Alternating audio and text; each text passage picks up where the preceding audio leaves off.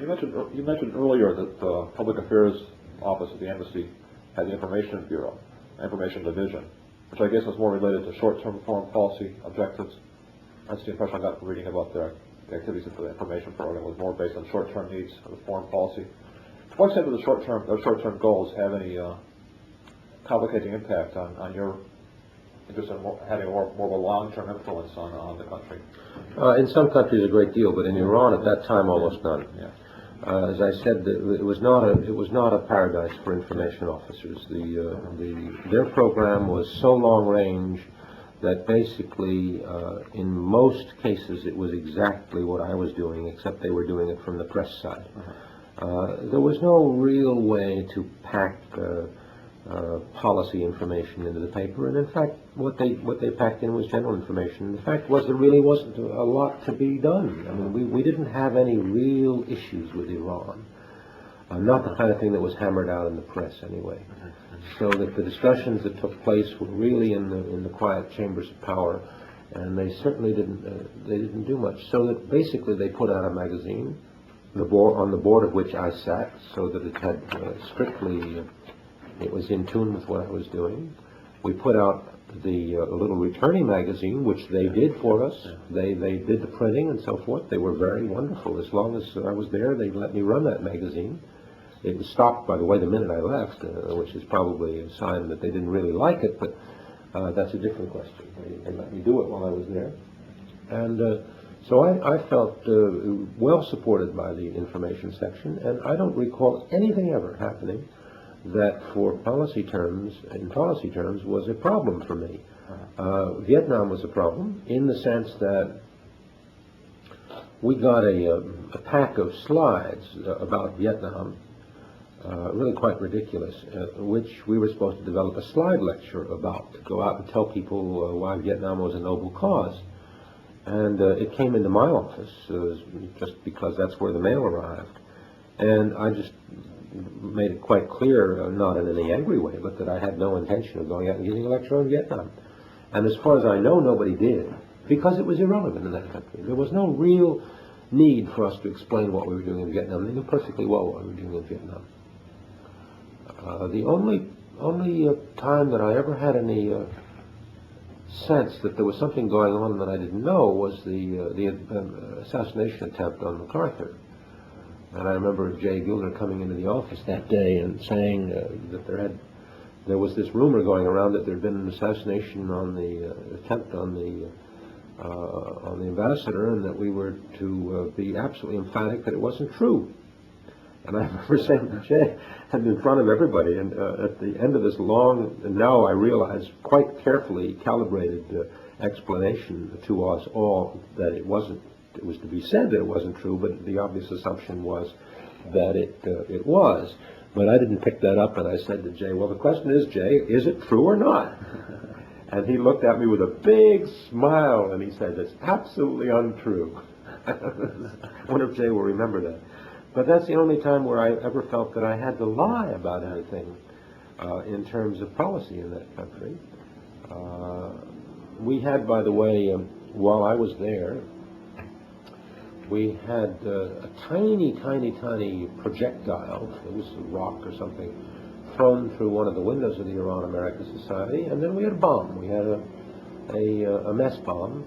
It seems to me it was in the spring of 71, perhaps. It was planted in the men's room and made an awful mess. It blew out the plumbing, and there was a lot of water flowing around, and it blew out the telephone switchboard and so forth. So it was pretty messy, but it was time to go off around midnight when no one would be there. So it was just a warning that we were there, and that they were watching, and that somebody. Now I'm talking about 71. Remember that I several times alluded to the fact that my first 4 years were wonderful, and the last year was a little different.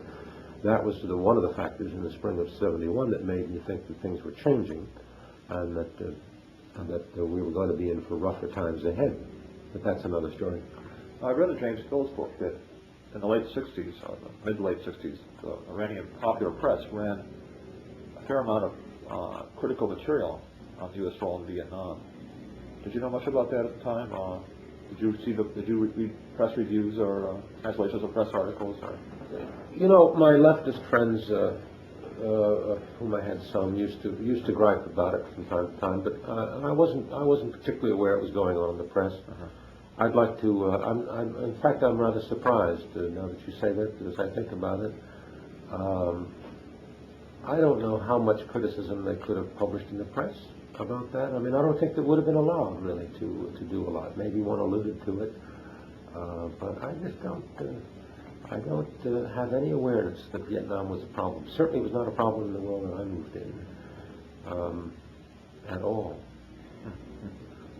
Now, when you arrived in Tehran, as you mentioned before, Armin Meyer was ambassador. How would you assess him as ambassador? I think Armin Meyer was a very good ambassador. I think he had there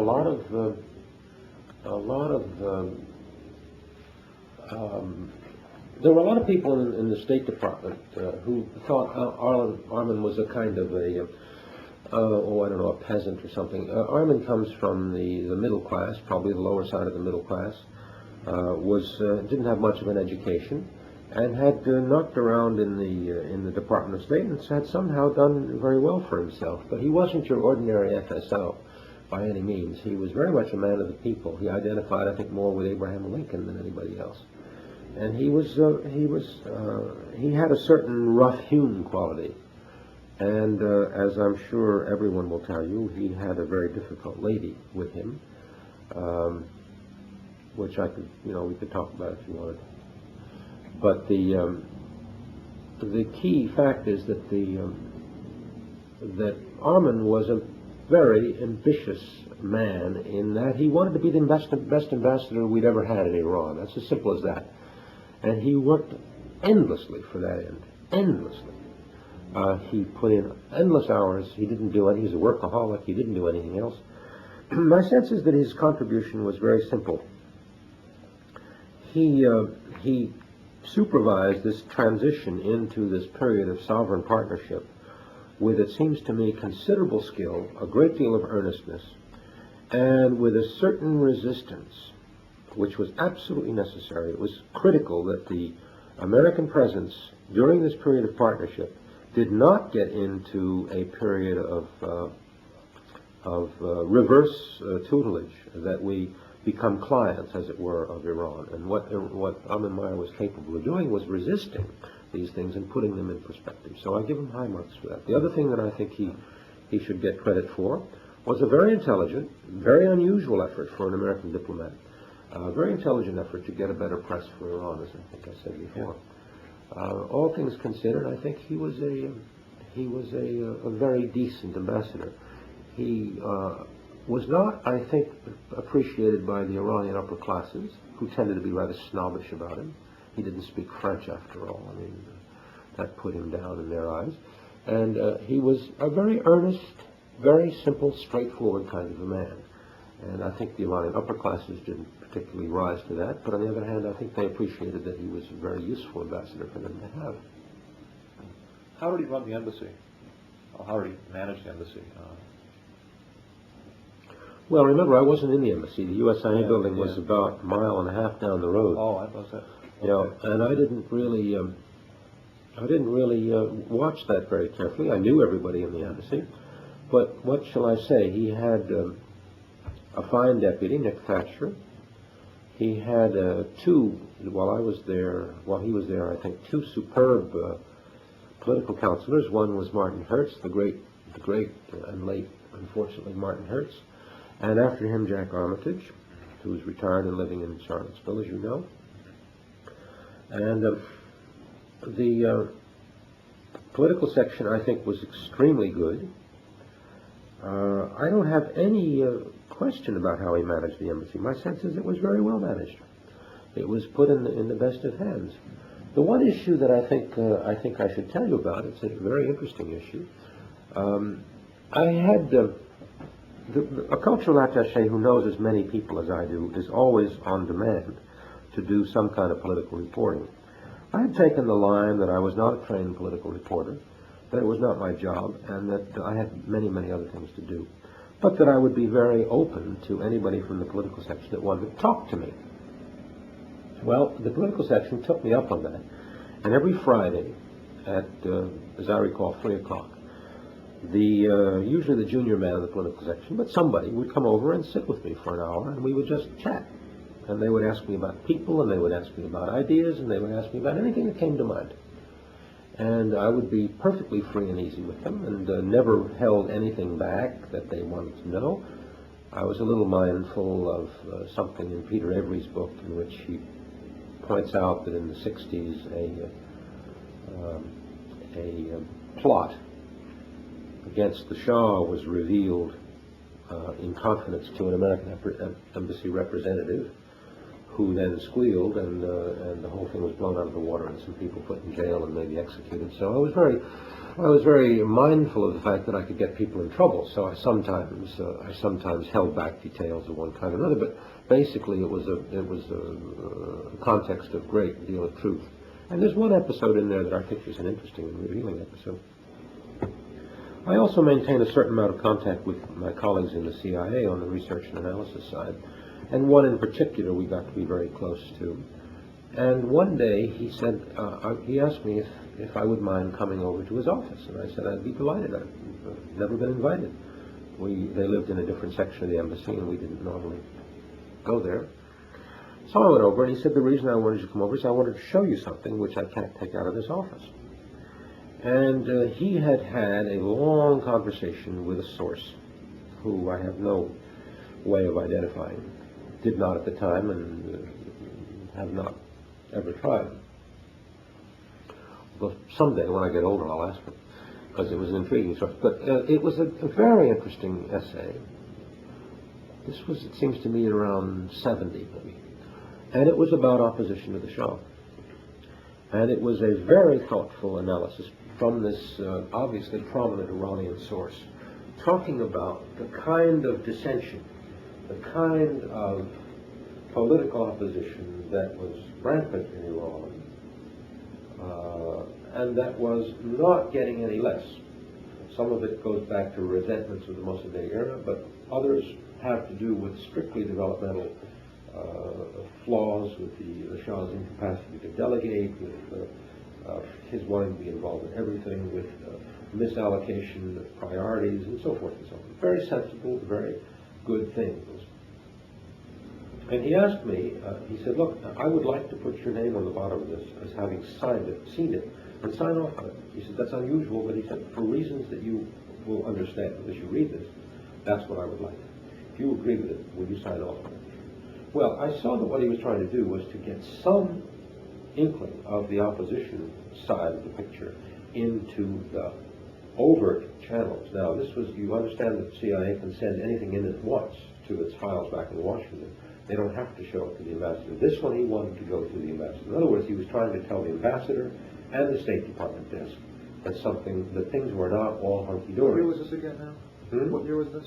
I think it was 70. 70, yeah. Fall 70 maybe. Maybe spring of 70. That I can't figure out. And what I then became aware of that day was that there had been a certain amount of screening of negative information coming out of the embassy in the first place. And probably more important, and it's perfectly natural, once it got to the desk, anything negative got to the desk, obviously didn't get upstairs. Why would it? So there was a kind of a tendency to say this is a minor matter, we'll have it in the file, but we won't talk about it. So the result was that a certain amount of negative reporting wasn't getting out, and that had to do with Armin Meyer's attempt to present the Iran in as good a light as possible. Well, this document I agreed to sign off. It was exactly what I knew. It's what we all knew. But it was in writing. That's the important thing. And about 2 or 3 days later, I got a call from Armin Meyer. He said, Vic, I know it's a bit of a hop over here, and it's late in the day. He said, but would you mind very much hopping in your car and coming over? I said, I'd be very pleased to, Mr. Master. I came over, and there on his desk was the memo. And he looked very perplexed and concerned. And that was the tone of his voice. He said, Vic, he says, this is very unusual. I see you signed off on this. He said, I know that's unusual, and I know you must have done it with considerable thought, and I know that the author must have involved you for various reasons. And he said, I want to make a very simple question. He says, is this really true? And I said, Mr. Ambassador, it's the truest thing I know. He said, I can't believe it. And I said, Arndt, it is really true. That is the way they're all thinking. It's obvious to people that you're talking to are not going to tell you this. It is equally obvious that the people we're talking to are going to tell us this. This is only a manifestation of what I think we all know, and it's here in print. We all know it. If you ask any of us, we can tell you. But that is not a subject that comes up. And you don't ask me to report on it, so I don't. But my assumption is you know, I've known. And my assumption is that if you ask 10 people in the subject, they will tell you, at least 9 of them, the same thing. And he thought. I mean, there was a long silence, 2 minutes. Long silence. And he just nodded his head. He said, I'm just so surprised by this. And I thought, but it was a man earnestly coming to terms with a force that he respected and people that he respected and people that he couldn't say no to. And it was a matter of great personal concern. It was a very interesting episode. Did he send it? Oh, yeah. Well, I mean, a good question. I think he said it. And if you then ask me, did it do any good? I have the slightest idea. Because once it gets to Washington, who knows what happens to it? Actually, this wasn't before 70, because he left as ambassador in spring of 79. You're right. It was certainly with him. So it had to be. Early 69. Yeah. Well, it was very late. Yeah. It was very late because the officer in question didn't come until sort of late. There was another episode that happened to me when I was back that will give you some inkling of this. I was in fact staying with the same officer in his home, and he drove me to work one morning. As he drove me in, he said, you're going to the Iran desk, ask them what they think of the following news that we got yesterday. Now, he was talking about the point of view from Langley. And I went into the desk people. There were 3 people on the desk officer and 2 assistants at that time. People at the embassy now? No, I was back in Washington. Okay. This was in 72. Okay. Probably spring of 72, might have been fall of 71. Okay. I was at Princeton that year. And so I went into the desk, and my pal, who's the number 3 on the desk, I said, oh, blah, blah, blah. We talked about this. I said, by the way, what about the news I get that so-and-so? I said, where'd you get that? I said, I talked to our mutual friend this morning, and he said that news had come in the day, and so forth. He said, well, I haven't heard it, and that really concerns me. So he called in his other younger associate, and they agreed that they'd not heard anything of the kind, and they were both very annoyed. So 3 or 4 days later, I saw them, and I said, did you ever find out anything about that? He said, yep. We found out just what we suspected, and it was a good chance to confront him with it. Our boss, the desk officer, the number 1, has been squirreling information, has been keeping information away from us. Is this Nicholas?